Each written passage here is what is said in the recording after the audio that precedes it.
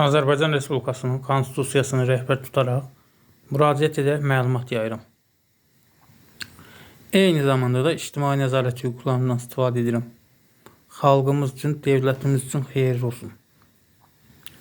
Belə ki, müraciət edərək bildirirəm ki, Kiçik və Orta Biznesin İnkişafı Agentliyini Ağdam rayonundakı əməkdaşı Həsən Cavadzadə mənimlə telefonla danışaraq Azərbaycan Respublikasının lüğətindən kənar rus dilində ifadələr, fisiol və diktavat sözləri işlətmişdi. Bu da Azərbaycan Respublikasının rəsmi dilinin pozulması deməkdir və həmçinin dövlət qulluqçularının etik davranış qaydalarının pozulması deməkdir. Həmçində mənim hüquqlarımı pozmuşdur.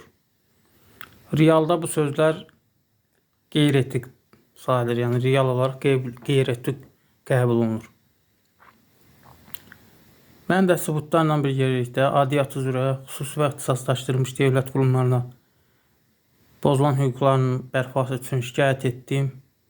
Hələ ki nəticəsi yoxdur. Məsələni ictimailəşdirməkdə məqsədim, niyyətim odur ki, məsələ öz hüququ müstəvisində həllini tapsın və Həsən Cavadzadə adlı Kiçik və Orta Biznesin əməkdaşı cəzalandırılsın. Müvafiq olaraq sizə səs yazısını təqdim edirəm. Buyurub səs yazısını dinləyə bilərsiniz. Kiçik Orta Biznesin İnkişafı Agentliyindən Həsən Cavadzadə müraciət edirəm. Buyurun. Mən bu haqqında aydınlıq gətirim təfərrüatıyla. Zəhmət olmasa yaxınlaşın ofisa. Oxuyun, mən tam təfərrüatıyla aydınlıq gətirim. Mən müraciəti oxumuşam. Siz nə yazdığınızı yarın kiçik birisi də yadınızda qalır. Bilirəm nə yazdınız. Hə, onda mən demək edəsi deyirəm ama.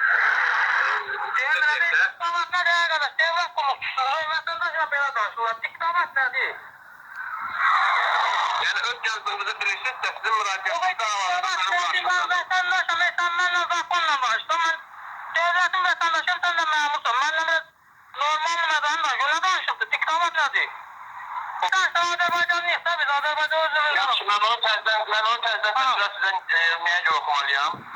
Çünki tam təfərrüatıyla mən sizə aydınlıq verməliyəm. Nədir, nə məsələdir də? Diqqətinizi görə minnətdarım.